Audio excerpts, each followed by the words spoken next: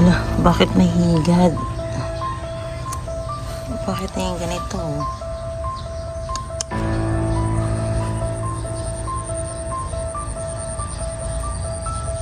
Ay, ito. Hindi siya hingad. Anong tawag niyo dyan?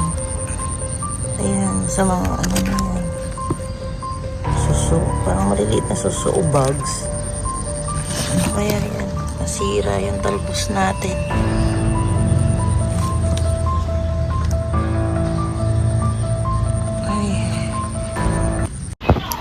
Hello mga kadora, so update tayo sa backyard garden natin kasi medyo nagtag-ulan na, so merong development na nangyari, lumaki na sila, meron din mga problems or mga problema kasi hindi natin maiiwasan, hindi pa naman tayo ganun ka-expert, so nandun pa tayo sa stage na nagsisimula, nandun pa tayo sa stage na nag-aaral pa tayo about sa farming. So samahan nyo ko sa farming natin, but don't forget to like, share, follow my YouTube channel or my vlogs.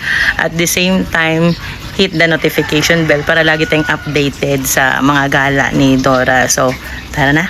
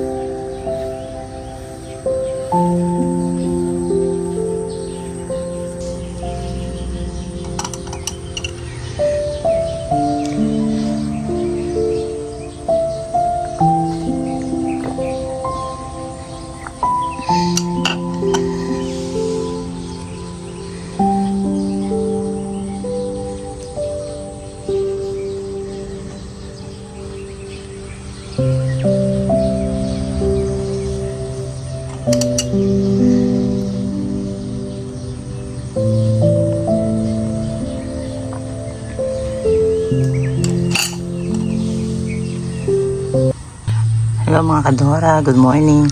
Update po tayo, may mga bulaklak na po ang ating mga halaman dito sa backyard. So, tulad po niyan ng mga talong.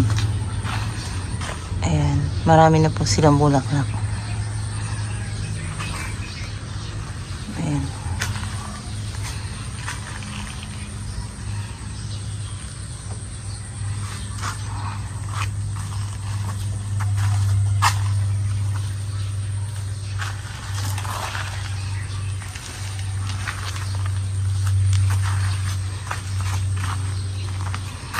Ayan po, malalaki na po sila.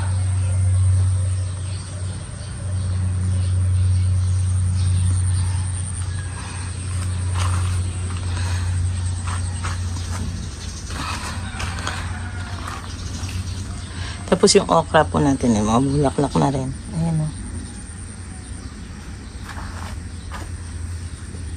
Ayan na, mga bulaklak na rin po. At yung mga kamatis. May bunga na rin po yung sili. Siling panigang po yan. May bunga na rin. So, ito naman yung siling Taiwan natin. Malaki na rin siya. Nagsanga na rin siya.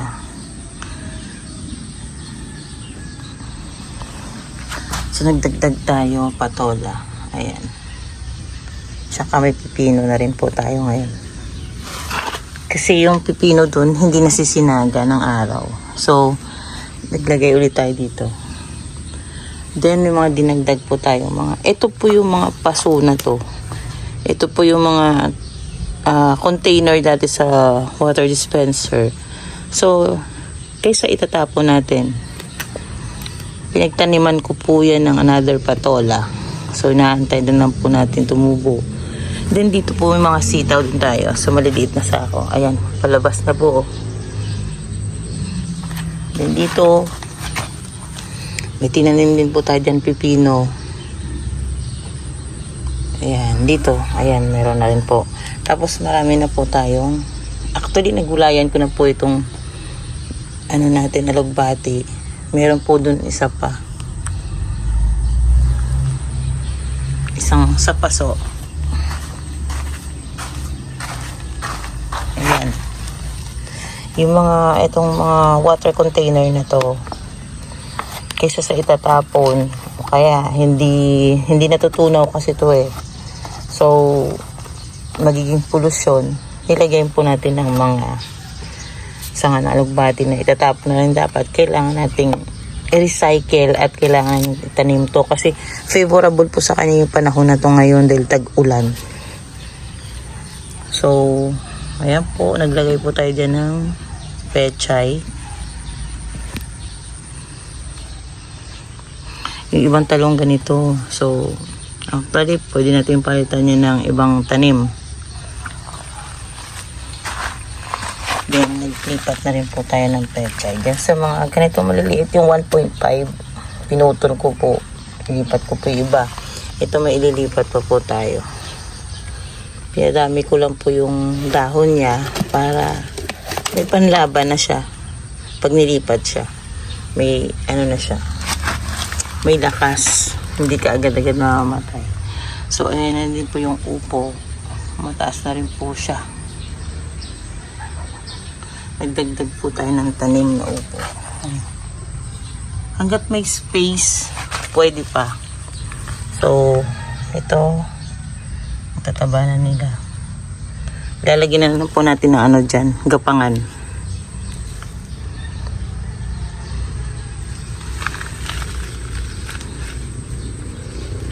At ang gamit natin, organic, tulad nito yung mga pinaglutuan ng itlog, or yung pag nagluluto sa umaga ng itlog, nilalagay sa sa halaman. Lahat yan, ayan o, meron mga ganyan. So yung mga to yung dahon, yung mga pwedeng gamitin as fertilizer or organic fertilizer. So ginagawa natin yon. Ayan, may mga bulok na prutas. Then, yung ating, ayan, yung pinagbalatan ng saging, binababad ko siya ng 2 to 3 days, tapos ididilig. Ayan, mababad ko siya sa tubig. So, yun ididilig natin. Hindi tayo gumagamit ng mga ibang fertilizer. So, ang ginagamit natin is organic. But the problem is, hindi ko alam kung ano yung cause or what na yung minsan, yung bulaklak, ayan, nahuhulog. So, hindi siya nagtutuloy. Hindi ko alam, siguro sa panahon, ba yung tag-ulan na. Ayan. Ayun. So, marami na rin siyang bulaklak. Pero, unfortunately, nahuhulog siya. Ngayon, kung meron kayong alam, comment down below kung ano yung pwede nating i-remedy. Ganon. Then, yung mga, ayan o, nagkaroon siya ng butas-butas. So, may nakita tayo dyan na na parang mga shells na kinakain. Gano'n. Shells or bugs. Yan na natin. Pero kasi yung talbos, madali lang naman yan matumubo ulit. Then, ito mataas na rin siya. Yung mga bunga na siya. So, yan yung mga nabubulok nating basura dyan. Lalagyan natin yung balat ng putas, balat ng kung ano-ano, yung vegetables. Ayan yung mga pechay natin, malalaki na rin. So, uminit today, pero isang linggo na yata umuulan.